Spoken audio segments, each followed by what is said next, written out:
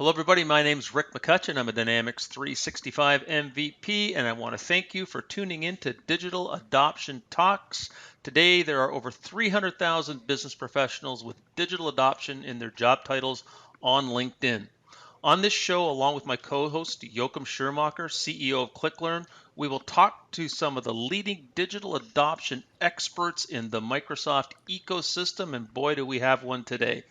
This week, we are thrilled to talk to Chuck Ingram, CEO of Microsoft Dynamics 365 partner congruentX. Chuck has over 20 years experience leading CRM practices for companies such as HP, DXC, TriBridge, and even Microsoft. At congruentX, their focus is always about getting CRM right. So, gentlemen, introduce yourselves. We'll start with you, Joachim. Yeah, so my name is Joachim Schirmacher. I'm the CEO of ClickLearn. So at ClickLearn, we do a digital adoption and training solution that we provide for the entire Dynamics 365 community and a number of other vendors that we support in the market. Okay, Chuck. Awesome. I'm delighted to join. I'm delighted to side mention that we are a ClickLearn partner. But at the same time, I don't know if I'm an expert, but I may be crazy because I started a firm. congruentX was actually started to focus on, at least partly, CRM adoption. I've worked at, as Rick said, I worked at some big places and did a lot of CRM. I'm a CRM guy. That's what I know. And a few years ago just said, man, people aren't always happy with this stuff. And it was even exacerbated the last couple of years. And we just said, that's not okay. So let's look at how we can make it okay. So we started congruentX. It's about aligning people in technology. We mostly focus on CRM and the Power Platform, though. So excited about this conversation, and thanks for asking me to hop on.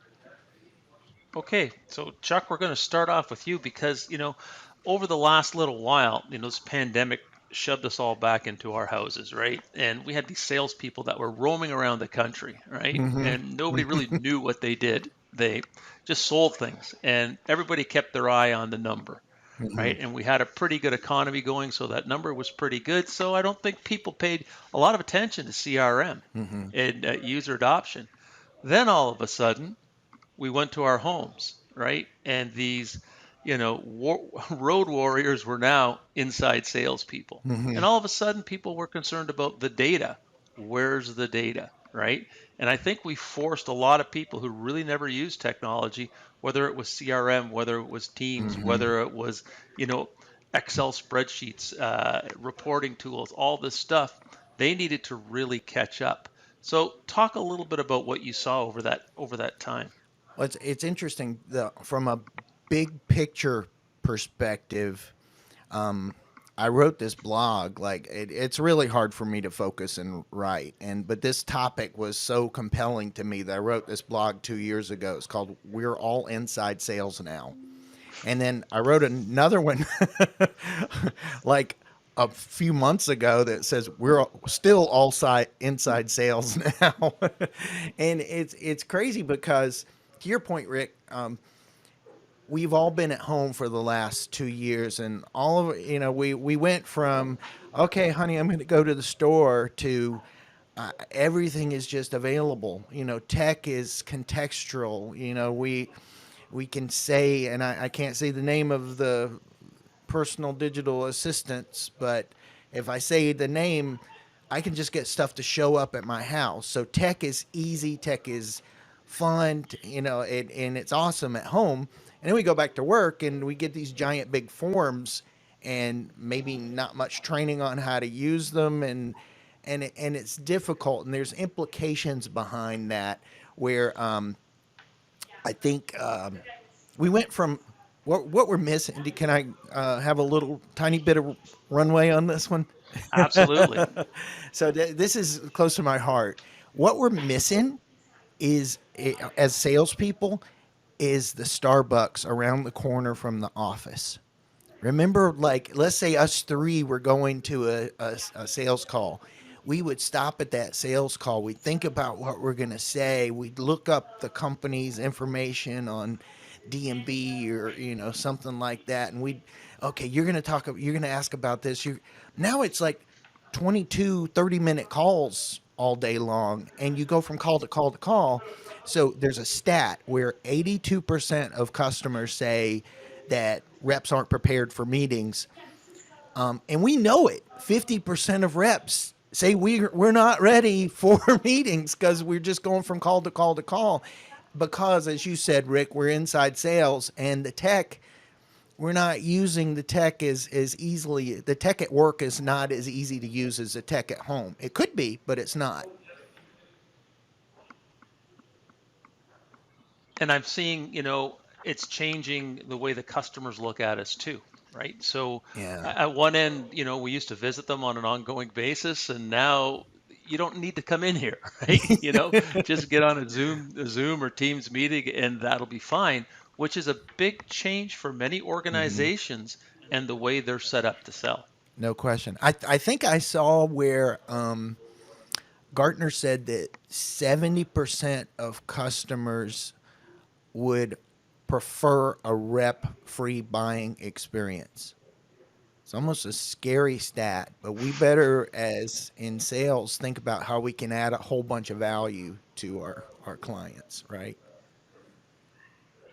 And I think we have to figure out, because we don't want to lose the advantage of a professional sales team, Yes, yes. right? We don't want to lose that because they can help, pull things over the finish line. But I think as organizations, we've got to figure out how we Hmm. embed our sales team within that buying process. Forget about Yes. the selling process. And that's in that buying process, like you said, 70% want really frictionless online buying. Hmm. So how do we embed our sales team into this technology so they become useful? Sales is a channel in that process to support that digital buying process, as you said. You can, the folks who aren't listening, you can probably see there's a couple guitars back here, and I got a whole bunch of them, and I tend to buy things either in person or through, I won't say the name, but one of these online buying things where you get to talk to a person.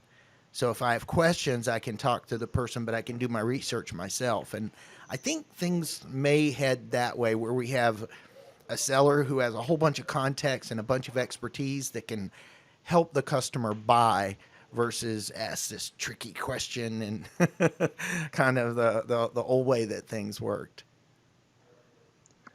Joachim, do you want to add anything about, even your personal experiences with buying now as opposed to buying even 24 months Yeah, ago? I mean, I think that the transition has been going on before COVID actually, but I think that the Mm, transition is definitely being enforced by COVID. The idea that the last yes. person that you want to talk to, especially in the beginning of your buying process, where you're actually vetting out whether is this a Hmm. fit for me, is a salesperson, right? You just Right. you would rather have a help desk at the other end, to be honest, right? That can't answer any questions because you're not there yet.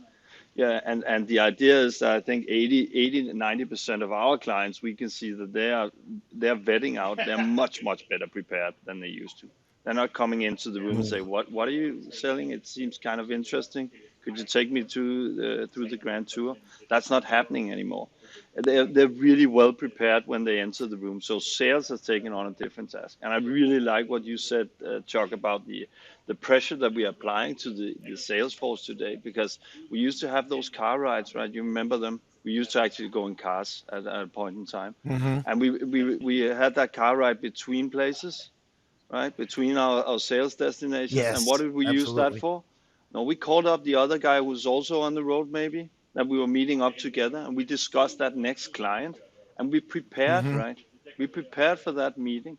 Now, I think that we're pushing the sales organization way too hard in terms of driving the effectiveness. And then I think that we have I mean, there's a perversion in the sense we are picking up, we want to pick up more data. And we're saying, look, you're the Hmm. front line. You need to pick up the data points. We're constantly asking those sales guys, now Hmm. get the data, right? Now there's a new form here, right? Because I have 7 other data points. And at some point they're saying, look, what am I here for? Am I the data collection specialist, or do you want me to Hmm. actually sell something? And that's the permanent change that we're bringing in there. So I think that from my perspective, when it comes to salespeople, that's a permanent user adoption channel because they're just hammered on with changes permanent. We ask them to do more. We want to get more to know more about our customers as we are preparing for that next trip, right? No question. So, and another thing that I think pops up here too is the skill set, and not skill set, the ability for our salespeople to use technology, reflect on their professionalism. And I'll Mm, give you an example. I got a friend I do business with a lot. And every time he's the one who has trouble getting on the Teams meeting. He's the one who, can't find the file we sent them. All those types of things. And this guy's brilliant, mm. but when he's getting on these meetings with the customers and I'm introducing him and he's lost, it just doesn't look like he's brilliant. Oh man, So, yeah, I couldn't and I agree. think Yeah, go ahead. Sorry. and I think all this change in the buying is going to reflect on what a sales organization looks like in the future and who we're going to recruit. 100%. I'll if it's okay, I'll peel back our covers a little bit. We're a just a couple year old firm, and we actually I don't know how smart we are, but we read a lot, and we don't lose. We try to learn. So one thing we figured out is it feels like that this linear sales process. Like we used to have these sales meetings at these bigger companies I worked at, and okay, well this we're in this stage, so this thing should have happened, and you get to this stage and it goes backwards. It's because somebody who wasn't involved grabs a piece of content from this place. So I think Gartner's articulated is there's these buying jobs. So what we do is, yeah, we still have it in CRM, the our stages, the way we think of them, but we have a sales leader, and that person is accompanied by our sales and marketing operations person who is constantly supporting that person with content. And sometimes we provide it to them through smart links on LinkedIn, and we also have a solution that has these little digital sales rooms.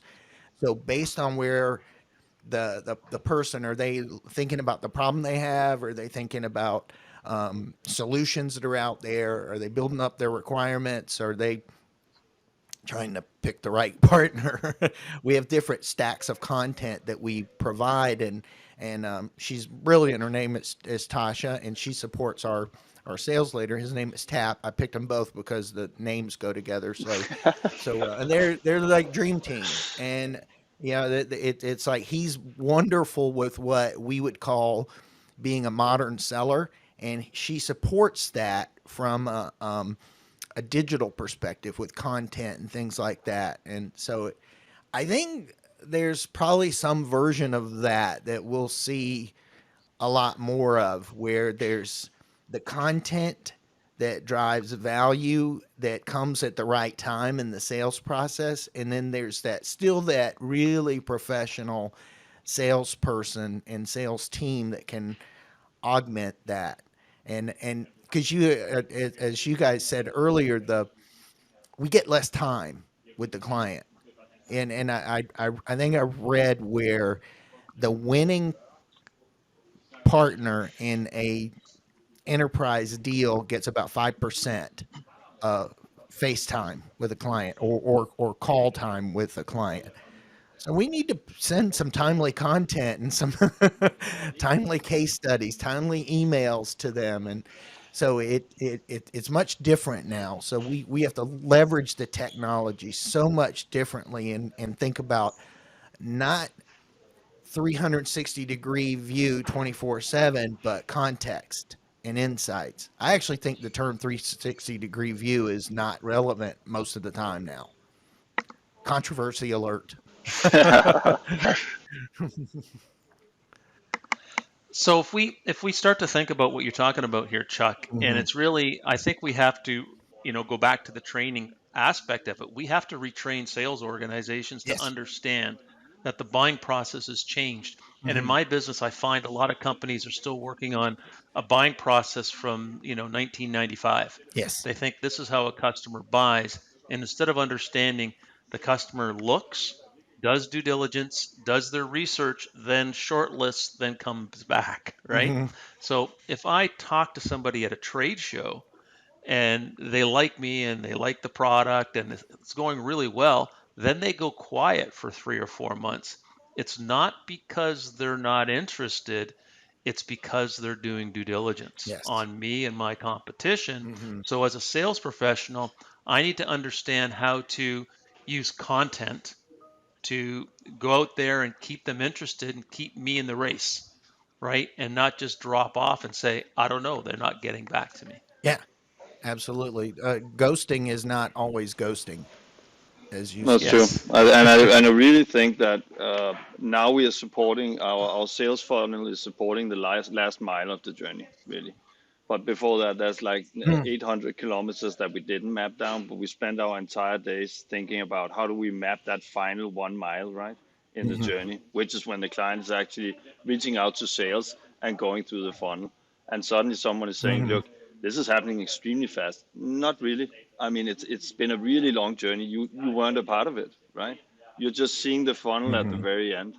And I think that is something that you need to transition to. I'd like to get back to Rick to what you said because I think that there's an opportunity in making sure that we support the user adoption, especially for the sort of not so tech savvy salespeople. I Mm-hmm. mean, there's an enormous skill set that we are leaving out of the picture, and we need a way to enable those guys into delivering a new context because the new context is that tech is going to be a part of being a successful salesperson. If you're not, No if you question. if you don't understand technology and you don't care really, then you're never gonna make it, right? Because you don't have that support that will make you effective. Your colleagues will just achieve 10 times more than you are.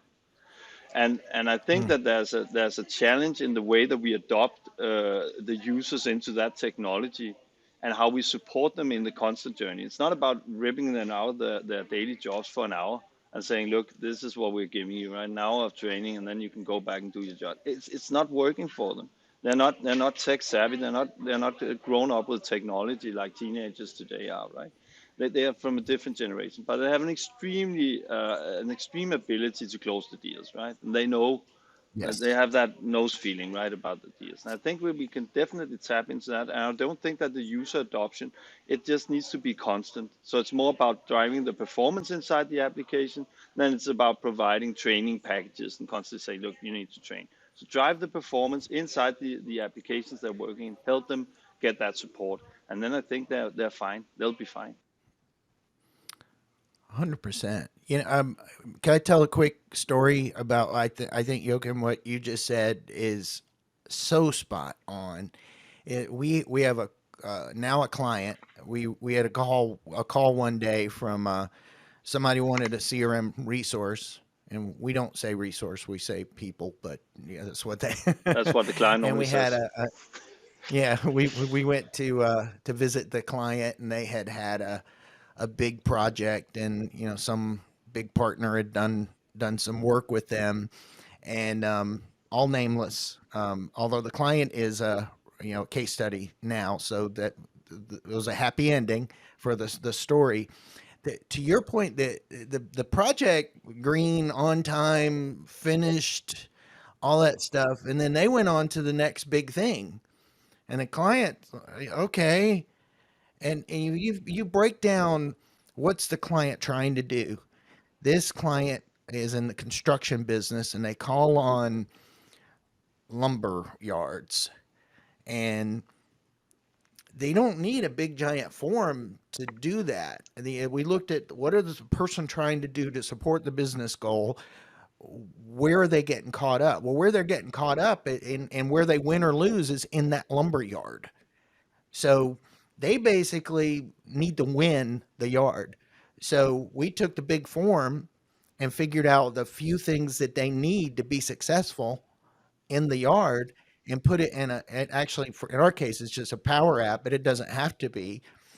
And next thing you know, they're super duper happy. They're showing it at their sales convention, and they're on the right track. So, as you said, this has to be an ongoing thing where we constantly tweak. Even if we maybe goofed up and did the big form at the beginning, just thinking about the course corrections, going back to the people who own the business goals, who own the business tools, and who use the business tools, and don't forget about those folks, and you can always get back on track. And I think those are all excellent points, Chuck. So here's the question: what's the responsibility of the Microsoft partner here? Because this has always got me working on projects. Hmm. Is it was sort of like I'm going to put the technology in, then I'm going to get the hell out of Dodge. The gunfight's over, right? That's not the way we need to think anymore. Hmm. What's the responsibility of the partner around user adoption Hmm. or digital adoption? Yeah. Do you want me to start? Sure. Okay. Um, well, I think Ray Wong does a really, really good job of explaining the people who are closest to the client will win. Even if like I'll probably never develop a CRM product. I just take what Microsoft makes and we can use Click Learn and other tools to help the client get what they need, make it easy, make it a net positive for their day. So we went from, for 20 years, I was thinking, like you said, Rick, about the project to thinking about the client. And if you take that focus, that's first step. So change of focus. Don't I've seen I used to ride motorcycles. I do not anymore. But if you look at the ground, you'll fall down when you're turning. But if you look back at where you want to go, you'll go where that place. So it's change your focus from the project to the client. Second step is as we said, think about the people and what they do want to do. So you have to kind of think about this journey that the client's going to have. And third is we're in a technical age. There's tools that can help us. One is you can ask the client what's working, and you should. Two, and that might mean a little different engagement model. We do a subscription, but people can just stay connected. You don't have to do a subscription, but you can have tools that listen. If you ever ridden in these cars that have the self driving, it kind of goes back and forth like that, and you can see it's looking at the road. There's course corrections. There's no course correction in a big project. It's you're done, and you pointed the car at downtown Atlanta and you're just hoping it's going to arrive. So I think the partner has to think about that journey, think about those ultimate goals the client wants, and be prepared to make course corrections both by talking to the client and having tools that can kind of listen to what's working and what's not working as well, and think about how to help the client stay on track for those goals. So Chuck, just on that subscription model, and I've talked to you about this before. Now, if they enter into, they're paying you on a monthly basis to not only support the CRM, but to get it running right. Yes. So, you've got some skin in the game here. Yeah, so there's a training element of what we would do to help the client adopt the technology, and there's also almost like a managed services element to help keep the lights on and make sure that it's running fast and so forth for the client. But then there's also a little bit of an advisory piece where we're helping the client think about how to best use the technology. Because what's the analogy about Microsoft Excel? Most of us use 10% of the features. Well, if those 10% can make you millions of dollars, that's okay. But we need to get those 10% of the features right. Okay. All right. Thanks. So, guys, any closing remarks about digital adoption and sales professionals? Over to you, Joachim. Well, I think that we are just starting the journey, basically Hmm. for the sales professionals in terms of driving towards customer success instead of driving towards delivery, right? Event based, sort of both on how we are getting our revenue streams. I mean, when this event occurs, then basically the revenue comes in and we are done and we can get out. And the idea, I think that which I like that what you said, Chuck, that we are now driven much more by the success of our clients. That means it's not about getting out the door really fast. It's about staying in the room until your Hmm. clients are successful. That sort of idea that will definitely not only evolve but also be the only one that will win in the long game, I think. Okay, Chuck, any closing remarks from you? Absolutely. Joachim, you said it 100% right. In my opinion, that we're just starting this journey. We don't even like, just think back 3 years ago. I would have never, like, I was using Amazon, but I would go on the website and I would search for stuff. And, now things are so different. I go to take my dog for a walk and the watch says, "Hey, are you going for a walk? Do you want to track that?" What if your CRM eventually, or your tech stack, whatever we want to call it, say, hey, Rick, looks like you're walking in to see a client ABC. You want to see the last three things that happened. Did you know that they were in acquisition talks? That's just the tip of the iceberg. If we can do that at home, 100% we can do that at work, and we kind of have to, because we've all heard the stuff about people. There's a huge pushback with employees. They want to work at a place where they feel connected and they feel like people care about them. So if how are you showing a team member that you care about them by giving them a 7.5 foot long form that looks like it belongs in the highway department, or in a income tax form or something like that? Like, that stuff adds up. So to your point, we're just starting this journey to making tech at work, and especially for sellers, feel like tech at home, and we'll get CRM right that way. Okay. Thank you, Joachim. Thank you, Chuck, for joining us today on Digital Adoption Talks. Absolutely. Bye for now.